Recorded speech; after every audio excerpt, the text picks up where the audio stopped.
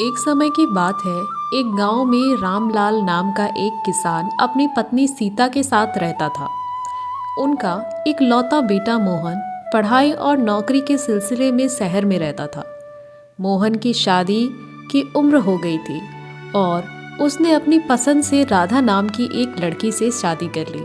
शादी के बाद राधा गांव में रहने आ गई। रामलाल और सीता ने अपनी बहू का बड़े प्यार से स्वागत किया। शुरुआत के कुछ दिन तो सब कुछ ठीक ठाक चला। राधा हंसमुख स्वभाव की थी और परिवार के सभी लोगों से अच्छे से पेश आती थी। लेकिन धीरे धीरे सास को राधा की आदतों में एक समस्या नजर आने लगी। राधा बहुत आलसी थी। सुबह देर से उठती और कोई भी काम करने में कतराती। सारा दिन बस आराम करती रहती या गपशप में समय बिताती। सीता को घर के सारे काम अकेले करने पड़ते थे। सीता ने कई बार राधा को समझाने की कोशिश की कि बेटा, घर का काम काज बांटकर करना चाहिए। अगर तुम मदद करोगी तो घर बहुत ही अच्छे से चलेगा। लेकिन राधा हर बार कोई न कोई बहाना बनाकर टाल देती।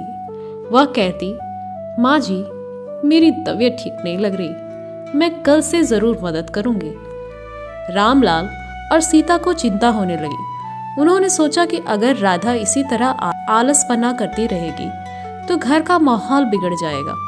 सास ने सोचा, अगर बहू को सही तरीके से समझाया न गया तो वह कभी नहीं सुधरेगी। एक दिन सीता ने एक तरकीब निकाली। उसने अपनी बहू को बुलाकर कहा, राधा, भगवान की कृपा से हमारा परिवार हमेशा खुशहाल रहा है। अब मैं चाहती हूँ कि घर में एक बड़ी पूजा रखी जाए जिससे भगवान का आशीर्वाद बना रहे। लेकिन इस पूजा के लिए घर की पूरी सफाई करनी होगी और भोग के लिए विशेष पकवान बनाने होंगे। यह काम तुम्हें करना होगा। राधा ने तुरंत बहाना बनाया, माँ जी, मुझे तो पूजा की विधियाँ ठीक से आती ही नहीं और इतने काम अकेले मुझसे इतना तो नहीं हो पाएगा मेरे से। सीता ने शांतिपूर्वक जवाब दिया, कोई बात नहीं, मैं तुम्हारी मदद करूंगी, लेकिन याद रखना, भगवान को सिर्फ मेहनत से बना भोग ही पसंद आता है और पूजा की तैयारी में कोई लापरवाही नहीं होनी चाहिए, वरना भगवान भी नाराज हो जाएंगे। सीता की बातों ने राधा को थोड़ा डरा दिया।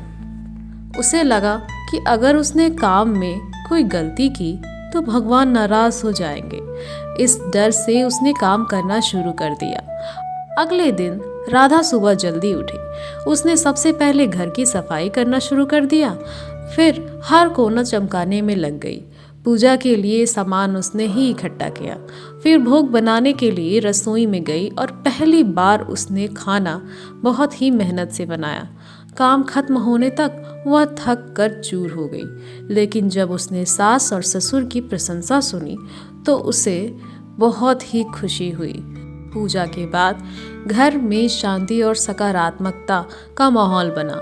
धीरे धीरे राधा को समझ में आने लगा कि मेहनत करना कितना ज़रूरी है, घर के काम काज में हाथ बटाना कितना ज़रूरी है। अब वह रोज़ सुबह जल्दी उठ जाती और काम काज में हाथ बटाती। रामलाल और सीता अपनी बहू के बदलाव से बहुत ही खुश हुए। अब घर में हर कोई मिलजुल कर काम करता और परिवार में सुख शांति बनी रहती। ये कहानी हमें यह सिखाती है कि आलस्य जीवन को बिगाड़ सकता है, लेकिन सही मार्गदर्शन और प्रेरणा से किसी भी व्यक्ति में बदलाव लाया जा सकता है। मेहनत करने से न केवल दूसरों को खुशी मिलती है, बल्कि व्यक्ति को खुद भी संतोष और आत्मसम्मान का अनुभव होता है। Thanks for watching this video. If you enjoy this video, please like, share and subscribe.